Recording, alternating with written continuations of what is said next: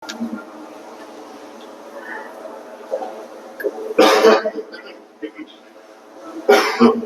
الحمد لله نحمده ونستعين به ونستغفره ونعوذ بالله تعالى من شرور أنفسنا ومن سيئات أعمالنا. إنه من يهده الله تعالى فلا مضل له ومن يضلل فلا هادي له، وأشهد أن لا إله إلا الله وحده لا شريك له، وأشهد أن محمدا عبده ورسوله. اللهم صل وسلم وبارك على محمد وعلى آله وصحبه وسلم تسليما كثيرا. يا أيها الذين آمنوا اتقوا الله حق تقاته ولا تموتن إلا وأنتم مسلمون. يا أيها الناس اتقوا ربكم الذي خلقكم من نفس واحدة وخلق منها زوجها وبث منهما رجالا كثيرا ونساء، واتقوا الله الذي تساءلون به والأرحام إن الله كان عليكم رقيبا. يا أيها الذين آمنوا اتقوا الله وقولوا قولا سديدا يصلح لكم أعمالكم ويغفر لكم ذنوبكم، ومن يطع الله ورسوله فقد فاز فوزا عظيما. أما بعد أيها الأحبة في الله، إن أصدق الحديث كتاب الله، وخير الهدي هدي النبي محمد صلى الله عليه وسلم، وشر الأمور محدثاتها، وكل محدثة بدعة، وكل بدعة ضلالة، وكل ضلالة في النار. أيها الأحبة في الله، مما لا شك أيها الأحبة أن الواحد منا يلحقه في أيامه التي يعيش فيها محن تلو محن، هموم تلو هموم، يتضايق من بعض الأفعال التي يقدرها الله عز وجل عليه. أيها الإخوة الأكارم، إن الإنسان وهو يلحقه من الهم والضيق والغم والكرب ما لا يعلمه إلا الله سبحانه وتعالى، ربما ينساب وراء المشكلة، ربما يترك نفسه للهم الذي ركبه. ثم ماذا بعد أيها الأحبة؟ بعد أن يلحق الإنسان من الهم والغم، مما لا شك أيها الإخوة الأكارم أننا إذا فكرنا في أيامنا هذه فنجد أن يومنا هذا سيمر، واليوم التالي سيمر، ثم يمر العمر أيها الأحبة. فالإنسان إذا تفكر فيما يصيبه من هموم وغموم ومشاكل لا يحيط بها ولا يعلمها إلا الله سبحانه وتعالى، الإنسان منا أيها الأحبة عندما يتذكر نعيم الجنة ويتذكر ما أعده الكريم سبحانه وتعالى لأوليائه من الجنة، كيف يصيبه الهم؟ والله سبحانه وتعالى قد امتن على الصابرين سبحانه وتعالى بجنة عرضها السماوات والأرض. قال الله سبحانه وتعالى: وجزاهم بما صبروا جنة وحريرا.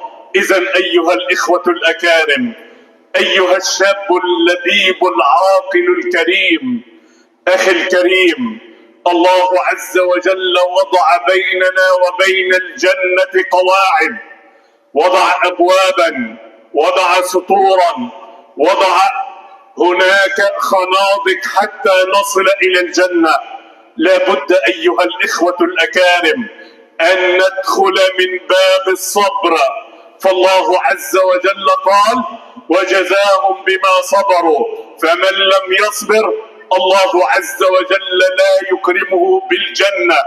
أيها الإخوة الأكارم، تعالوا بنا نتأمل إلى حديث النبي محمد صلى الله عليه وسلم في وقت الذي انتشرت فيه الميديا هكذا، في الوقت الذي أصبح الشباب إنما همه أن يشاهد أجمل النساء، أن يشاهد عورات النساء، إنما هو أن يقضي يومه بين مرح إلى مرح، ومن قناة إلى قناة، ومن برنامج إلى برنامج.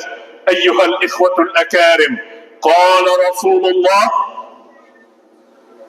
صلى الله عليه وسلم كما عند البخاري عن سهل بن سعد رضي الله عنه وأرضاه قال رسول الله صلى الله عليه وسلم: موضع صوت أحدكم في الجنة خير من الدنيا وما فيها. موضع صوت أحدكم في الجنة خير من الدنيا وما فيها. هذا الحديث أيها الإخوة الأكارم تعالوا نتعايشه حرفا حرفا. تعالوا أحبة الكرام نتأمل هذا الحديث جيدا. موضع صوت أحدكم بالجنة إذا دخلت الجنة والله سبحانه وتعالى أعطاك متر في الجنة، متر واحد يكفي ان انت تجلس فيه. ما فيش حاجة أزيد من كده، لا شيء أزيد من هذا. متر في الجنة، نعم متر في الجنة. قال رسول الله: من الذي أخبر نبينا بهذا؟ من الذي علم نبينا بهذا؟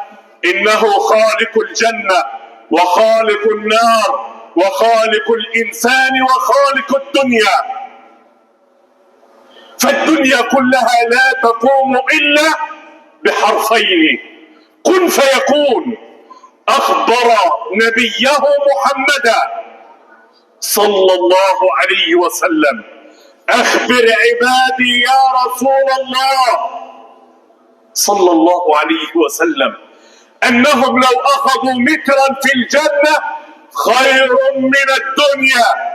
أنا لو اديتهم الدنيا كلها، كل الدنيا، بص كل أراضي الدنيا، مش 100 فدان ولا مليون فدان ولا 200 مليون، لا، ستأخذ الدنيا بما فيها.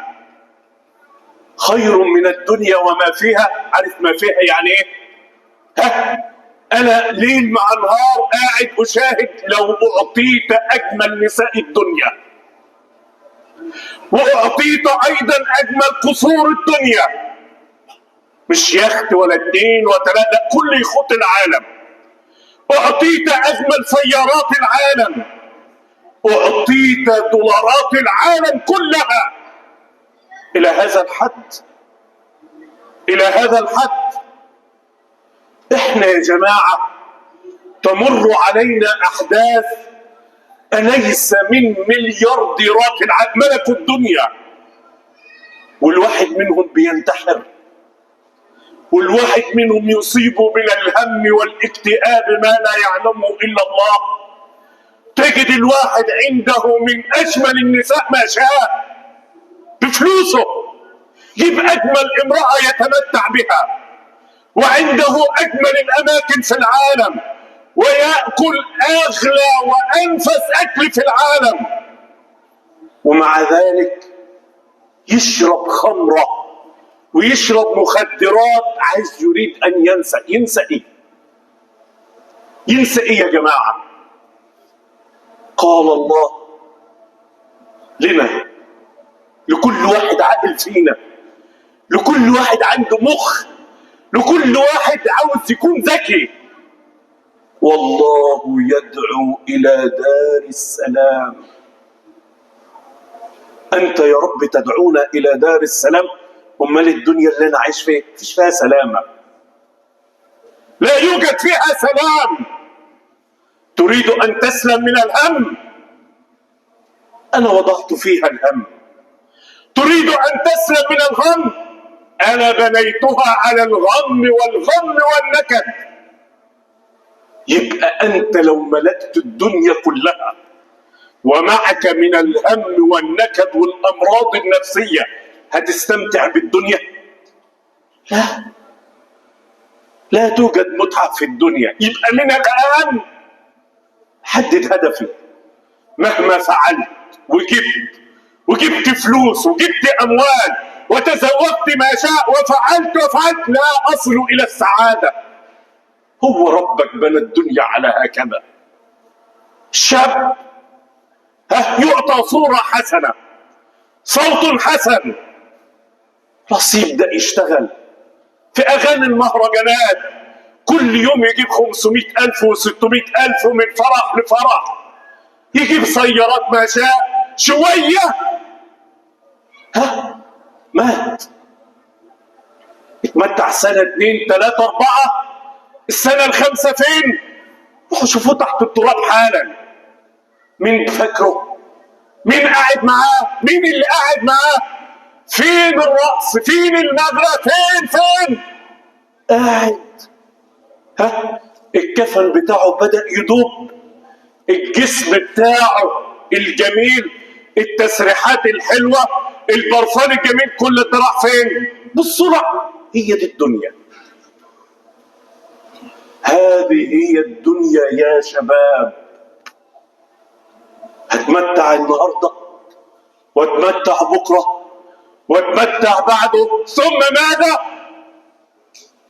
كلنا وكل من على الارض بكبريائهم وعزتهم مهما اعطوا من القوه كل سيذهب اليه، الارض تاكلهم اكلا. شويه حالا هتلاقي الشاب بعد 4 5 ايام بطنه تنتفخ وتنفجر. شفتوا يا جماعه ميت عايش بين اهله كده وهم بيتفرجوا عليه؟ احنا يلي اكلنا احلى الاكل وشربنا احلى الشرب وتمتعنا من الدنيا بما شئنا. عمرك شفت كده بيقول له ايه؟ في خرم هيطلع ريحه مين؟ الريحه دي يا جماعه ريحه مين؟ يا اخي الكريم، يا اخي العاقل، يا من لا الله عز وجل قال وجزاهم بما صبروا. اصبر على امر الله جنه. يبقى اول شيء الجنه مرتبطه بايه يا جماعه؟ بالصبر. ربي امرني بصلاه الفجر ما صبرت مفيش جنه. ربي امرني بصلاه الظهر، امرني بالمحافظه على الصلاه في جماعه مفيش جنه. ربي امرني بالصبر على الطاعات، على الصيام، على الحج، على الزكاه. ربي امرني بالصبر على الذكر. ربي امرني بالصبر على المحرمات. مش قادر اصبر، مش قادر عمال اقع في المحرمات. كيف تاخذ الجنه؟ فيا جماعه بالله عليكم الدنيا تتلخص في نقطه واحده، ايه هي؟ تجيب التراب، نجيب الاسمنت وليس عليه الباب كويس. ليه؟ عشان انا وانت الريحه بتاعنا هتطلع محدش هيطيقها. يا لهوي، محدش هيطيقها. حتى لو كانت اجمل ممثله واجمل امراه في العالم يدفع تحت اقدامها $1,000,000. نعم، هي دي الدنيا. طب خليني مع ربنا من الاول. ايه اللي يخليني ادخل وابعد عن ربنا؟ ما الذي يجعلني اسلك طريق الشيطان؟ قال رسول الله صلى الله عليه وسلم يؤتى بانعم اهل الدنيا من اول ما ربنا خلق ادم الى ان تقوم الساعه. الرجل المنعم بنسبة 100 في العمر، ما عمره ما أصابه تعب، منعم عنده الدنيا كلها. هل هو من بني هذا، من أمة محمد؟ هل هو في هذا الزمان؟ هل كان من قوم عاد؟ هل كان من قوم نوح؟ الله أعلم. أنعم أهل الدنيا يعني إيه؟ يعني عنده أجمل نساء العالم. يعني ايه؟ عنده اجمل يخوت العالم، اجمل الفلل والقصور في العالم، عنده كل الدنيا. احنا يا جماعه يا عمي اغنيه حاجه بسيطه، اروح اصلي الظهر وهتتغفر ذنوبي. سيجاره هي حرام بس حاجه صغيره، ودي حاجه صغيره، ودي صغيره، ودي صغيره. يؤتى بأنعم أهل الدنيا من أهل النار، فالله عز وجل يقول اصبغوه في النار صبغة، ينزل النار ويطلع منها ثانية واحدة. ربنا يقول له هل مر بك نعيم قط؟ شفت دقت في حياتك شيء جميل؟ مر بك نعيم؟ قل لا، لا وعزتك يا رب. النار ثانية، فما بالكم بمن مسكنه وليله ونهاره يعيش في جهنم والعياذ بالله. سيدنا عبد الله بن عباس، يا جماعة دي نار. يعني ايه نار؟ عبد الله بن عباس رضي الله عنهما يمثل صورة إنسان في جهنم. ذراعه، هتخيل أخدود، يعني الإنسان في جسده وادي وديان والعياذ بالله، في جسده. النبي صلى الله عليه وسلم يكتب إنسان في جهنم درس قد جبل أحد. تخيل الدرس 3 كيلومتر، كيف يكون البدن؟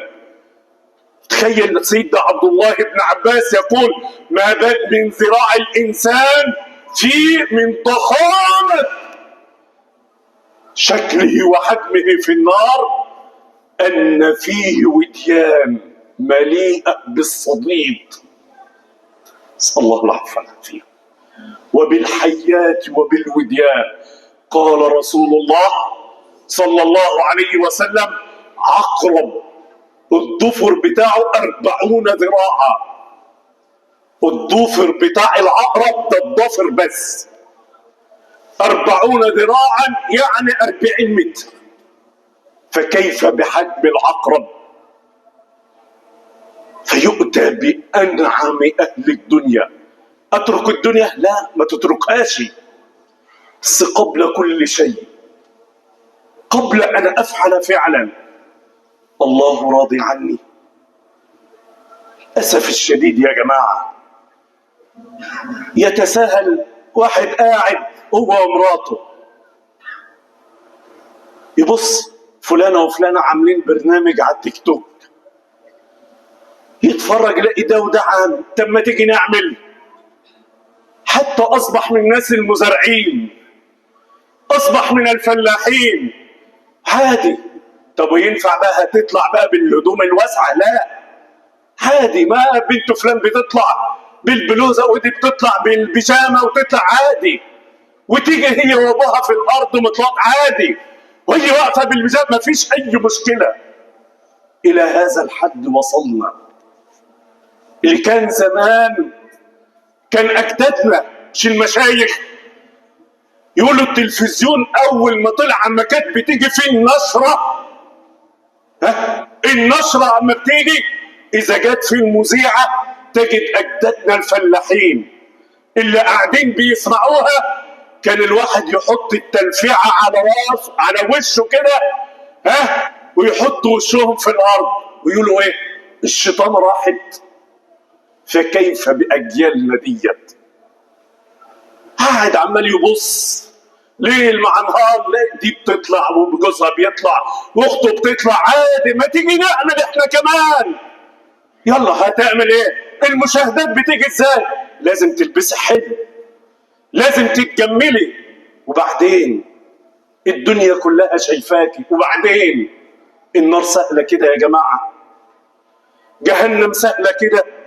احنا عمالين نربي اجيالنا على كده، وعمالين نوعا ما شيئا فشيئا نبتعد عن ديننا، وإنا لله وإنا إليه راجعون. لهذا يا جماعة الأمر محتاج صبر، مش قادر تبعد عن مشاهدة النساء اللي هيدخلوك جهنم. أحذف البتاع، أكسر تليفون ولا جهنم. ما بضحكش على نفسي أقول إن أنا هروح أصلي وهتتغفر ذنوبي. يا جماعة نحن تكلمنا على أن من يتساهل في أمر الله عز وجل، الإنسان يدخل في الصلاة لا يكتب له إلا العشر. حتى الصلاة اللي احنا بنصليها محتاجة شيء يكفرها. كفر السيئات اللي احنا الكتر الوسوسه. وانا الان جالس بين يدي من؟ انا واقف بين يدي من؟ بين يدي العليم القدير سبحانه، بين الكبير الجليل. فانا واقف قدامه عمال افكر في الدنيا. تعظيم ربي في قلبي ليس بالتعظيم الكافي. فالصلاه اللي انا بصليها دي محتاج صلاه تانية عشان تكفرها، وصلاه ثالثه ورابعه. فانا هضحك على نفسي اقول الحمد لله انا بصلي كده داخل الجنه. ايها الاحبه الاكارم، يؤتى بأبأس رجل من أهل الدنيا من أهل الجنة يوم القيامة. هذا الرجل إذا نظرنا إليه ما فيش نعمة ظهرت عليه في الدنيا. أبأس واحد ربنا خلقه بس داخل الجنة فيغمس. ده بقى أنت عايز تستمتع بالمخدرات، عايز تستمتع بمكالمات النساء ليل مع نهار في الحرام، متعتك اساسا ان انت تسيب المساجد وتسيب الصلاه، متعتك ان انت تروح ترقص. يؤتى بأبأس اهل الجنه من اهل الدنيا، حط بس في الجنه خمسه واحده، ربنا يقول له هل مر بك بؤس قط؟ يقول لا وعزتك يا رب، لا وعزتك يا رب ما رأيت شدة قط، ما رأيت فقرا قط. طب وقوع؟ هل الله أعلم الراجل ده عاش 500 سنة كان من الأجيال القديمة، ولا من أجيالنا هذا عاش 200 300 400 سنة في جوع وفقر لا يعلمه إلا الله؟ بس غمسة يا كرام، واحدة في الجنة أنسته كل بلاء مر به، كل فقر وكل جوع شعر به، كل هم قد لحقه. خمس عدى يا جماعة، والأربع عدى، والثلاث عدى، ويوم الجمعة هيعدي، وبكرة هيعدي. فأنا أيوه هيعدي. هل هيعدي وأنا من أهل الجنة، ولا هيختم لي بالخاتمة السوء والعياذ بالله؟ أيها الأحبة الأكارم، الله سبحانه وتعالى قال في سورة الإنسان إن الأبرار بر أمر ربه. أنت بتقول ابنك أول ما بتخش البيت يوم يسلم ويبوس دماغك، عاوز حاجة يابا، يجيب لك المية الساقعة، يجيب لك العصير، الشبشب وانت طالع يحطه قدامك. انت بتقول كل قدام الناس ايه؟ ابني ده بر بيا. يعني ايه؟ بيسمع كلامي، انا ما بطلبش منه الامر اساسا، قبل الحاجه اللي نفسي فيها بيجيبها لي. طب انت واحنا برين بربنا؟ بالله عليكم يا جماعه احنا برين بيه؟ ان الابرار، هو ربنا قال كده بقى، ان الابرار الذين بروا ربهم بايه؟ اول ما ربنا يهدى سعيد بن المسيب ما يستناش ان ربنا يقول له حي على الصلاه، قبل ما ربه يامره بالامر بيكون في المسجد. ده البر، امر محتاج مجاهده يا جماعه، هذا هو البر. ابو هريره كان بره بربه يا ايها الذين امنوا اذكروا الله. كم يا رب؟ 12,000 تسبيحه في اليوم. ده انا كل البرامج واخده عمري سرقته. حد لا احد يحاسب عن احد. هؤلاء الابرار يشربون من كأس كان مزاجها كافورا. صور هذا في الجنة الشراب بتاعه 24 ساعة، مفيش ليل ولا نهار في الجنة، طول ما هو جالس في الجنة. خمرة ممزوجة حتى جمال تزداد طعمها جمالا بعد جمال، حتى يفرح ويسعد ويهنأ بها من يشربها. يشربون من كأس ربنا بيخلط الخمرة بكافور، من كأس كان مزاجها، ربنا خلطنا بالكافور، كان مزاجها كافورا. عينا، عين يعني يا جماعة مش برميل ولا آنية، ده أنهار. عين يعني نهر بيجري. عينا يشرب بها عباد الله، عينا يشرب بها عباد الله يفجرونها تفجيرا. ألا طلع في الجنة من قال سبحان الله وبحمده غرست له ايه؟ نخلة في الجنة. واحد سمع الحديث يا جماعة كل يوم بيغرس له 10,000 نخلة، كل يوم بيقول 10,000 مرة سبحان الله وبحمده، يبقى بيزرع قد ايه في اليوم؟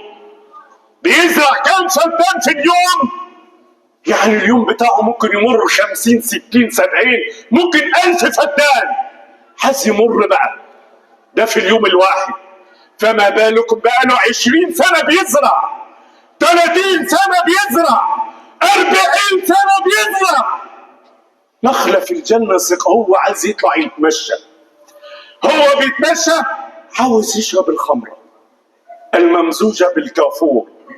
قال الله عينا يشرب بها منها عباد الله. عباد الله مش عباد الشهوات ولا عباد الشيطان ولا عبد غيره، عباد الله.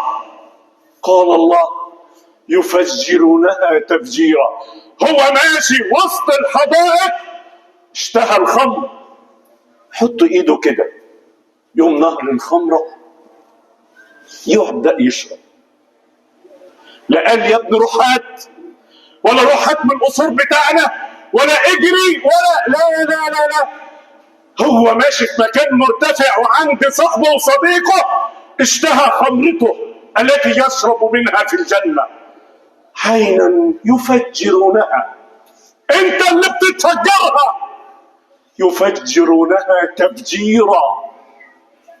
ايها الاحبة، اقول قولي هذا واستغفر الله لي ولكم فاستغفروه انه غفور رحيم.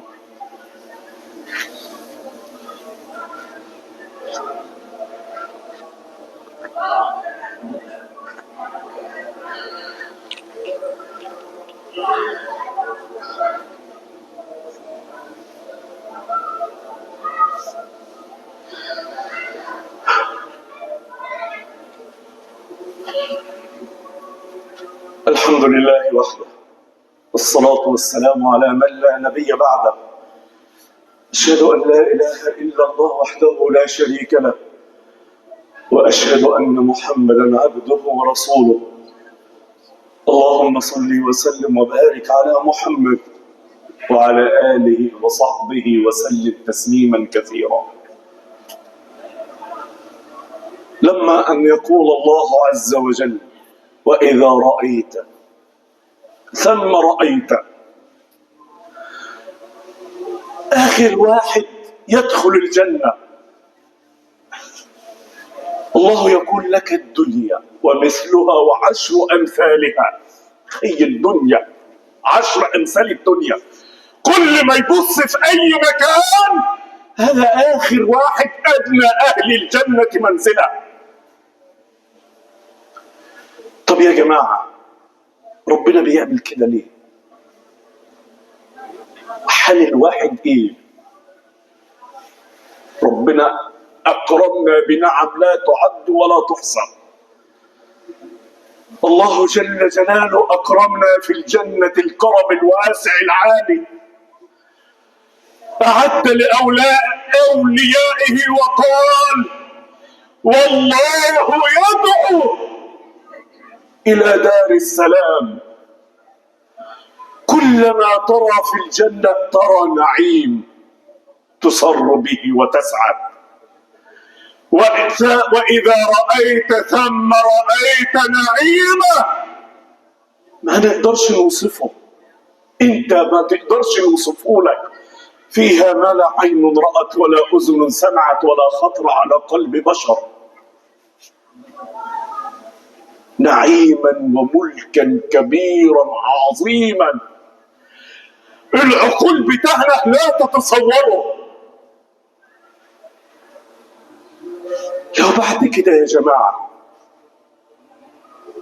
وقت ما الإنسان مشاهد على اليوتيوب كتيرة جدا، سبحان الله، الناس اللي بيقولهم الموت أمام الكاميرا، كيف يكون حاله وهو يرى الملك الموت؟ شوف عينه راح فين في التوقيت ده. هو لو إنسان لم يرى ملائكة الرحمة ولم تبشره بالجنة، كيف تكون خسارته؟ أنا فهم وأنت فهم، إحنا في مشاكل، هنموت هنموت، ما فيش مصيبة يا جماعة أكبر ألا أبشر بهذا. تخيل إنسان جاء عند الموت رأى ملك الموت ولم يرى ملائكة الرحمة، إنما رأى ملائكة العذاب. قال الله: ولو ترى إذ الظالمون، قصور كلها بعتها بإيه؟ بالفرجة على النسوان، بالمشي مع النسوان، كل نعيم الجنة بعته بإيه؟ بمخدرات وقرف لا يعلمه إلا الله.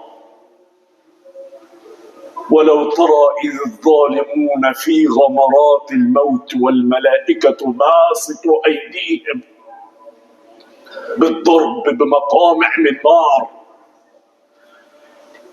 في هذا الوقت اللي يعمله الإنسان.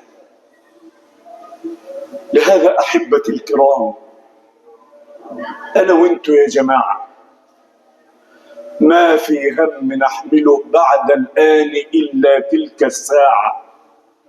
يا ترى سأرى ملائكة معهم كفن من أكفان الجنة، كفن جاي من الجنة حرير، ومعهم طيب من طيب الجنة، ويبشروا الإنسان برضوان من الله، أم أنها الأخرى كفن من أكفان النار، حنوط من حنوط النار.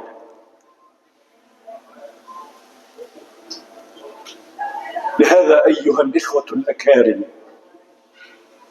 من اليوم ومن تلك الساعة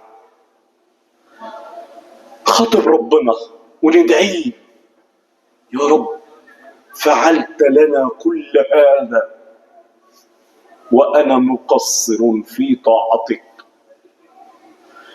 وقعت يا رب في الذنوب بجهلي. لو ما بكتش ربنا هتبكي له امتى؟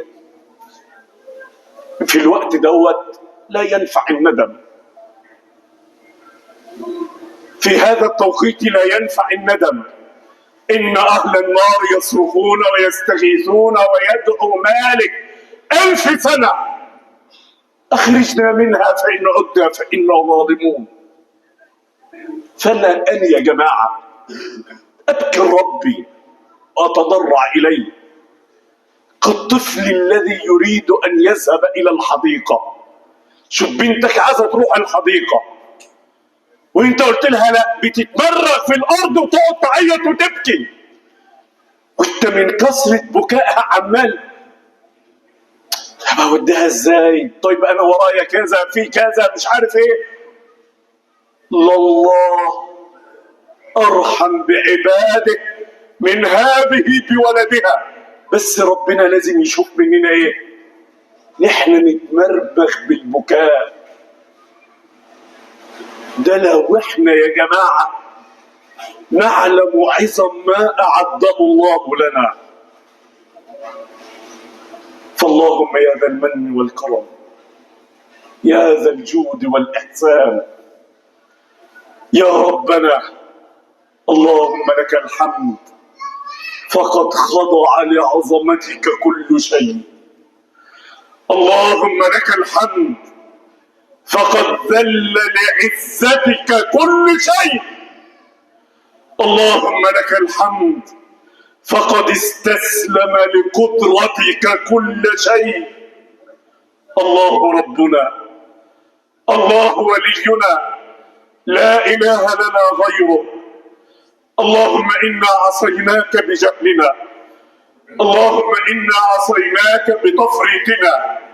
يا كريم يا أكرم الأكرمين، يا حليم يا أرحم الراحمين، يا ذا المن والكرم، يا ذا الجود والإحسان، يا ذا العفو والغفران، يا أرحم الراحمين. إلهنا، نسألك حسن الخاتمة، نسألك اللهم أن تبشرنا بجنة عرضها السماوات والأرض. إلهنا، اللهم اهدنا ووفقنا لما تحب وترضى، اللهم اهدنا ووفقنا لما تحب وترضى. اللهم إنا نسألك توبة ترضى بها عنا يا الله.